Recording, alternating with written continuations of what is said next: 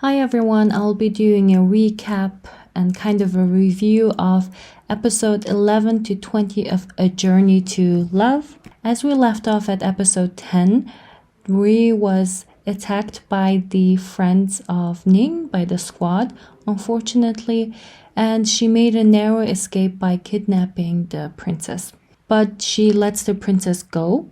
She is seriously injured and is attacked by wolves. The male lead comes to her rescue and apologizes to her. This is a very heartbreaking scene where Rui is truly disappointed by this betrayal, and here you can really see the excellent acting skills from Liu Shishi. She does an incredible job. She's very expressive in her eyes and facial expressions, and you can really see that she's a seasoned actress.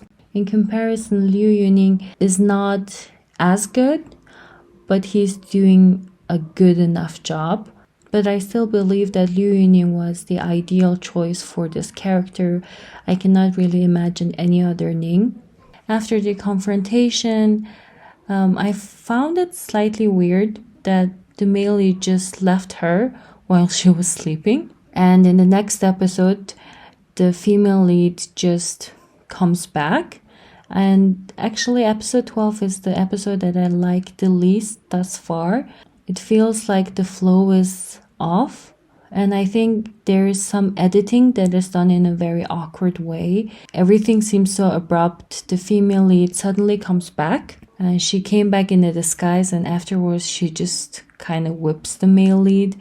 And this part, I mean, I get why the male lead was being whipped, but it just felt like I was missing certain pieces of the story. And after the whipping session, they become a couple, finally. And Ning actually agrees to becoming Rui's baby daddy. And they're flirting, and it's very sweet.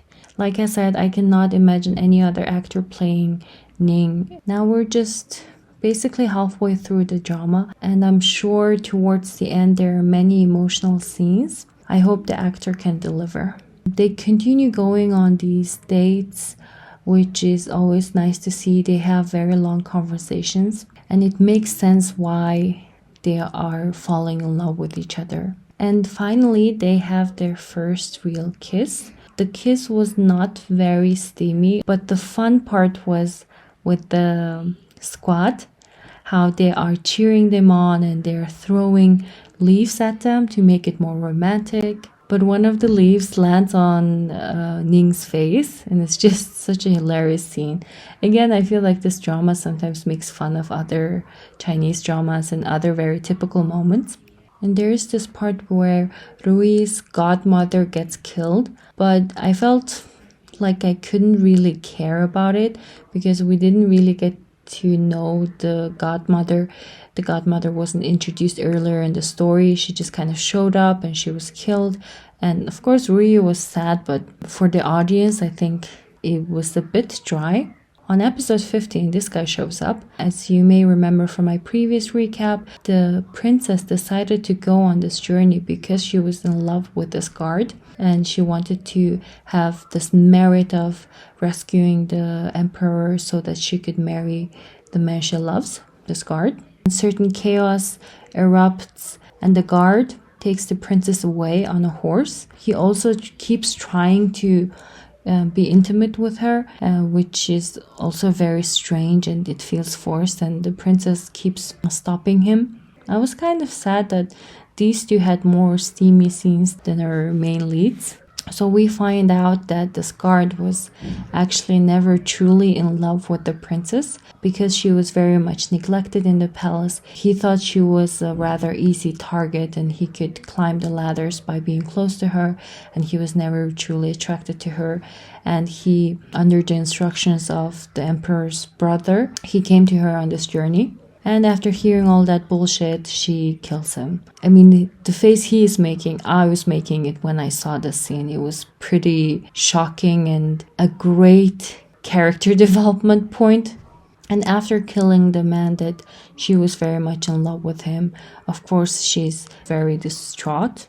The person that she leans on to recover from this is one of the squad members. And again, I feel so sad that he is already projected to lose his life before he reaches 20. And the princess and this guy definitely have some chemistry going on. Because during the chaos, they lost the gold that they were transporting. They went back to find it. And Ning shows some really great fight moves. The fight scenes are done very well. I'm sure it was very costly and time consuming to shoot these scenes. Our main leads are so in love and it's so sweet. They have these really romantic hugging scenes. They have these beautiful conversations. But the kissing scenes were so dry.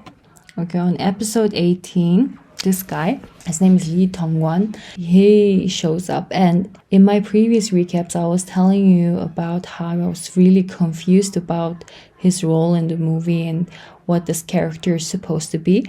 But now I get it. He's basically part of the love triangle. He has this huge crush on the female lead. Rui shows up in a disguise as a princess of Wu, but actually she used to be his master and his teacher.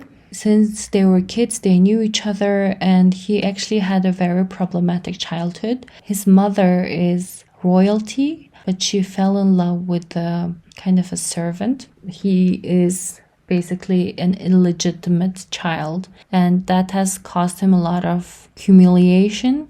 And his mother was also avoiding him, so he has mommy issues and daddy issues. He was very close to Rui, and he thought she was dead.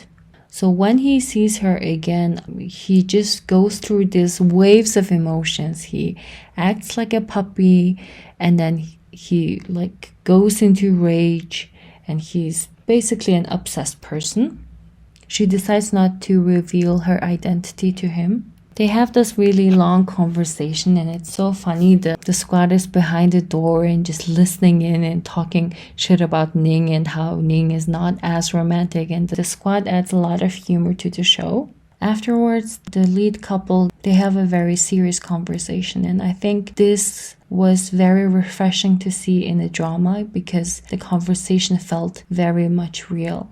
So they talk about their future path. The female lead wants to be very active. She wants to continue fighting injustices. However, for the male lead, he wanted to retire basically. He wanted to settle down in a very small town and live a quiet life. He doesn't want to be involved in any kind of political struggles. He finds those conflicts very exhausting. So they talk about how they see different paths for themselves and how they have different plans for the future. On episode 20, Lee Tong-wan, he is in one of his moods, and actually his mood swings only happens when he sees Rui. Otherwise, he seems to be pretty stable and just very strategic. When it comes to her, he completely loses his senses. And Rui gives him a good talk to. She scolds him and puts him in his place. And he's just speechless by that. Later on in the episode, Lee Tong-wan is attacked by two groups of people. And our male lead goes to his rescue. And he is already poisoned. And the poison mixed with some injuries, he is on the verge of death. And Lee Tong-wan gives them actually a pill that cures poison. So by that, he's saving Ning's life, basically. So that's how episode 20 ends. If you're watching this video and you have reached this point, please leave a comment and let me know how you're finding this drama. Thank you. Bye.